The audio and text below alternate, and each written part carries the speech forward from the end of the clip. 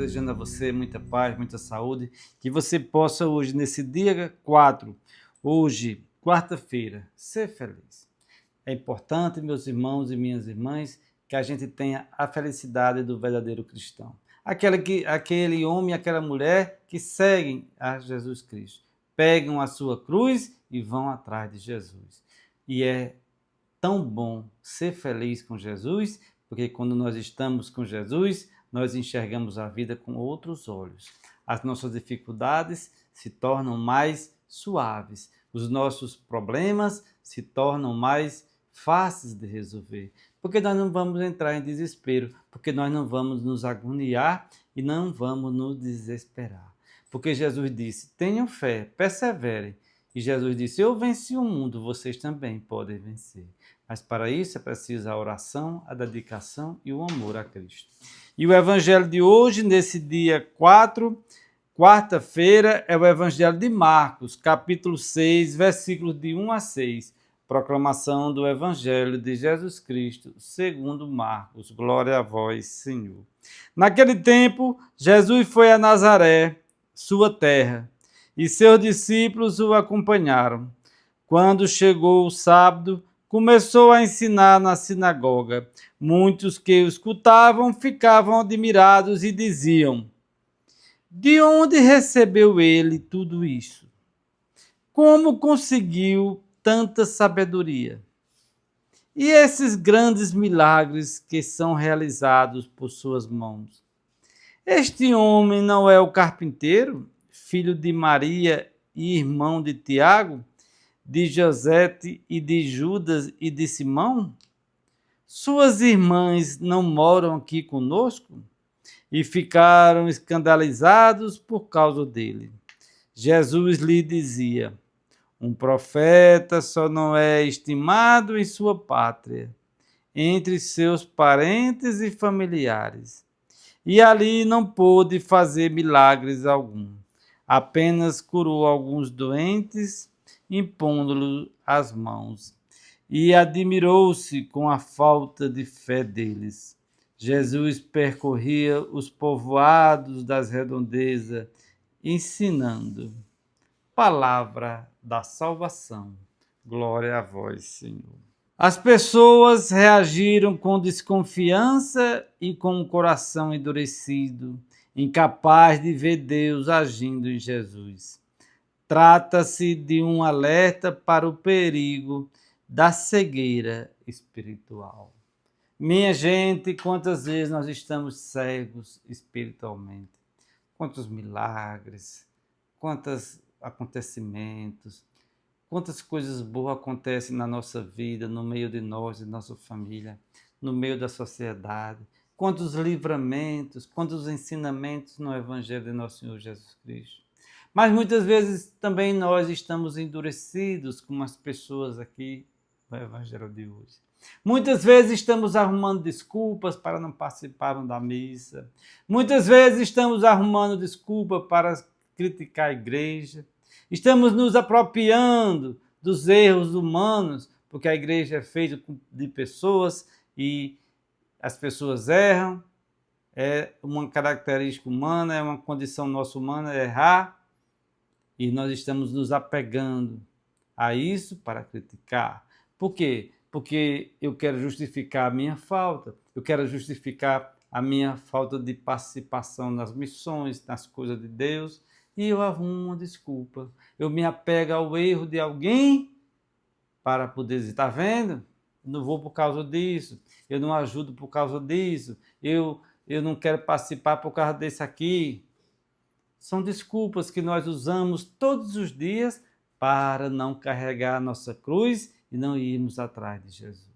Assim como o evangelho de hoje nos mostra as pessoas criticando, as pessoas sem acreditar, as pessoas dizendo, ele não é daqui, não é o filho do carpinteiro, como é que ele pode fazer tudo isso? Nós também, meus irmãos e minhas irmãs, muitas vezes não acreditamos, muitas vezes recorremos à igreja, às orações, só quando estamos precisando de um milagre. Mas Jesus, como no evangelho de ontem, ele sabe quem toca nele de verdade. Ele sabe quem está ali pela fé verdadeira. Ele sabe quem está ali só por interesse, mas não tem fé nenhuma. Não tem um compromisso verdadeiro com a causa de Jesus. Foi batizado, às vezes por tradição, por cobrança da sociedade, a família foi lá e batizou, mas deixou para lá, não botou na catequese, não fez a primeira comunhão, não foi crismado, não teve uma relação verdadeira com a palavra. Muitas vezes, meus irmãos e minhas irmãs, nós fingimos que somos cristãos. Mas de cristão, às vezes, nós não temos nada. Não seguimos ao Mestre que é Jesus. Não tentamos imitar as suas ações. E muitas vezes estamos até apontando o dedo para aquele. Por quê? Porque nós estamos querendo arrumar uma desculpa para dizer assim, mas ele não participa de tudo, olha como ele errou, olha como ela caiu.